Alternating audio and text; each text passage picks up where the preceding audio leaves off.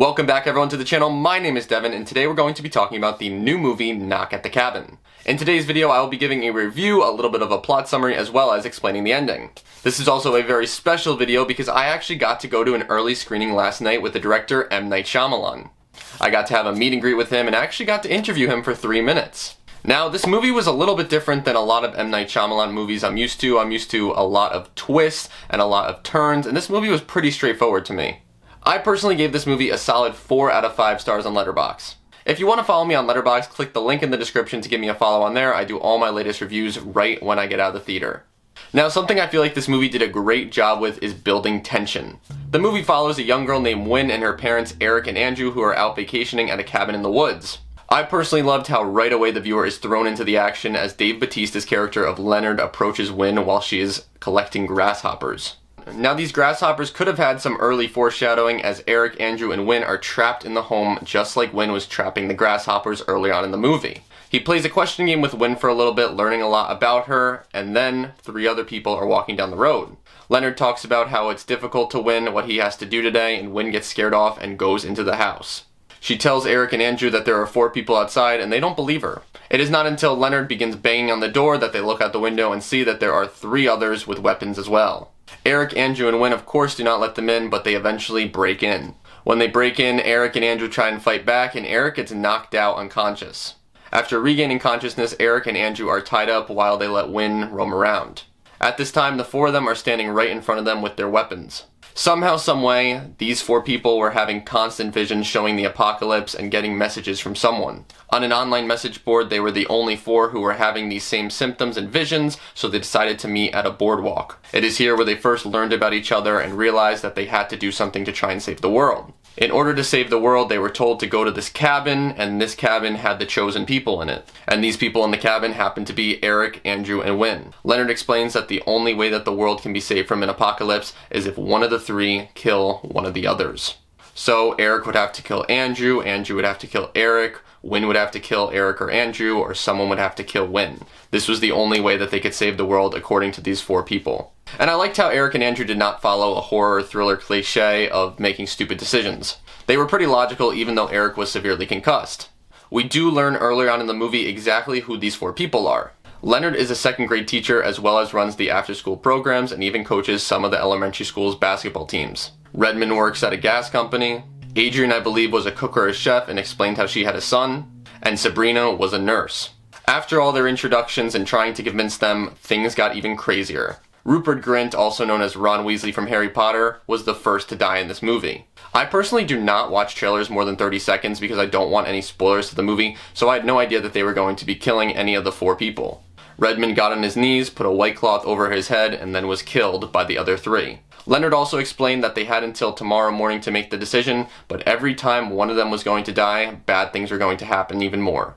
After the death of Redmond, he turned on the TV and there were earthquakes and tsunamis hitting. And I personally absolutely loved the scenes with the giant waves, the point of view shot of the cell phone. I thought it was freaking creepy.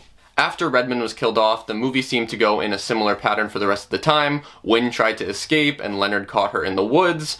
Eric and Andrew continued to deny that they were talking any truth. They even stated that they would rather live with just them 3 than with anyone else. And Sabrina, Adrian, and Leonard kept trying to convince them that something was actually wrong and they needed to do something quick. Now, something that Andrew picked up on was that Redmond looked very familiar. And while this is all happening, something clicked in Andrew's mind. And that was that Redmond was actually not really named Redmond. He stated that he was sure that Redmond was actually the guy who hit him in the back of the head with a bottle at the bar. This caused him to go to the hospital, go to therapy for months, and learn how to fight and even get a gun. The gun that he had was in the car, and he had to try and think of a way to get there. But Sabrina, Leonard, and Adrian denied that this was him, but they did admit that they had no idea who the guy really was. After cooking Wynn breakfast, it was time for Adrian to die. While waiting to die, she talked about her son Charlie. But Eric and Andrew did not believe that she even had a son, and she was killed. Right after she died, they turned on the TV again, and there was a virus spreading rapidly. Andrew didn't believe any of it and thought it was all a pre-recorded show or something that was put onto the TV because Leonard kept checking his watch. After having her breakfast though, Wynn was able to grab the knife and give it to Eric. After some time of talking to Leonard and Sabrina, Eric and Andrew are able to get out of their chairs, fight back, and Andrew's able to get to the car.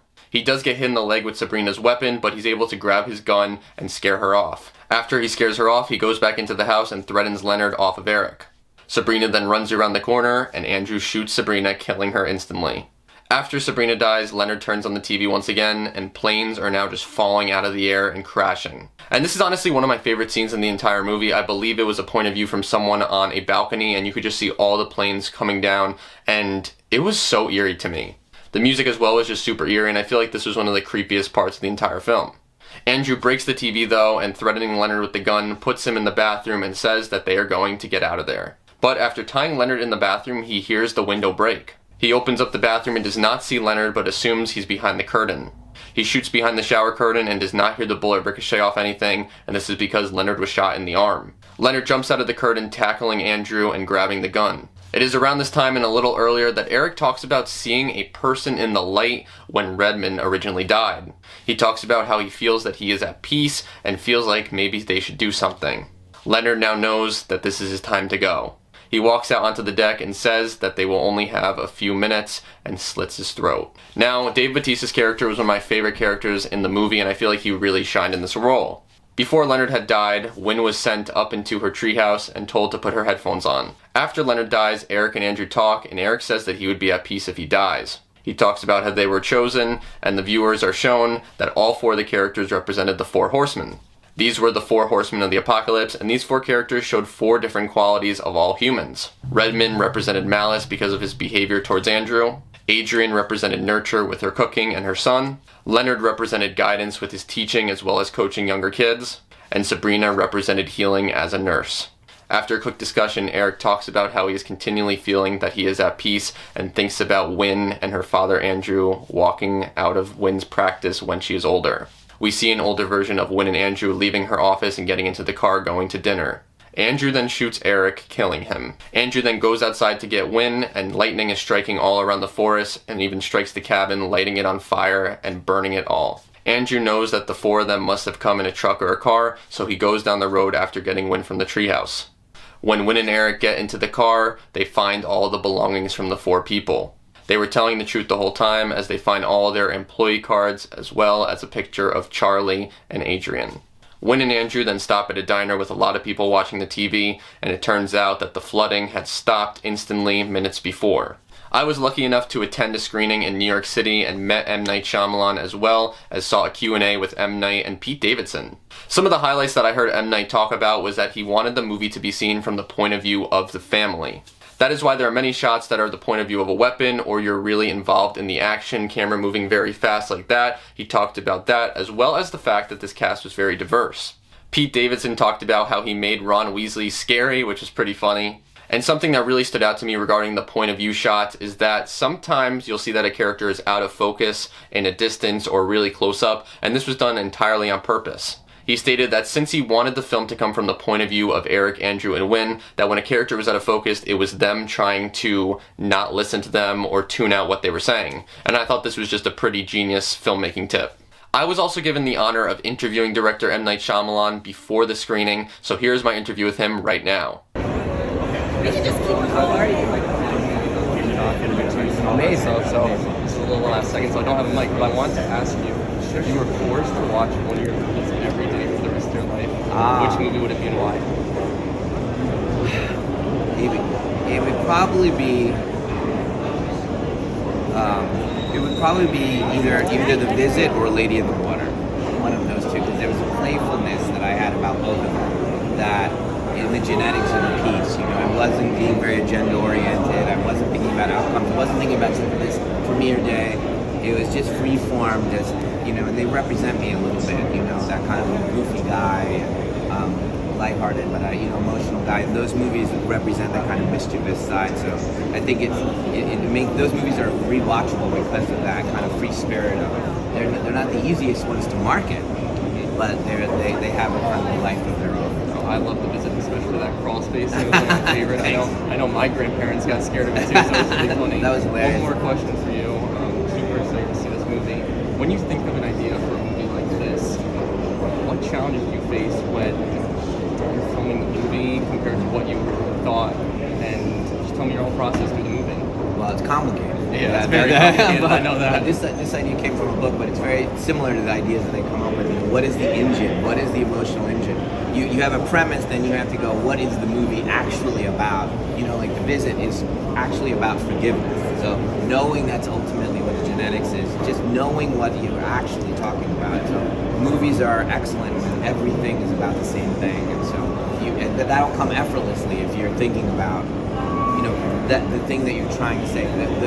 The ride and all that stuff is super, super important. That is, but if you don't know what you're making, it's empty. You know, what is on this here is, you'll see every scene's about, do we believe in each other? Do I believe you, what you're saying? Do I believe in your goodness or not? You're gonna hurt me or not? We're so suspicious of everything, so you'll see every scene is about that. And quick last one, I know you had a cameo in the movie Mold. That's one of my favorite movies from you. Did you imagine always putting yourself sometimes in cameos in movies? Is that like something you always wanted to do? You know, I did my first movie in India when I was 21. How old are you? I'm 22. 22. So 21, I did my first film, and I was the lead. It was in India, and I was the lead, and 0 people saw it. And then my dad said, "Put white people in your movies." So then that's what I did, and that's how I became successful. No, I was always interested in acting and all that stuff, but I try to find roles that are appropriate. Some movies I just can't find anything that would be appropriate. Sometimes, as you'll see, maybe I'm in here and you'll see something, and sometimes they're funny. Yeah. So I just enjoy the process. Thank you. I'd love to take a quick photo. Yeah, absolutely. If you watched the full interview, thank you so much. I didn't even know I was going to meet him until about an hour before, so I had to come up with a few questions. But let me know what you thought of the movie Knock at the Cabin in the comments. Did I miss anything? Did you notice anything? Let me know, and I'll see you guys in the next video. See you later, guys.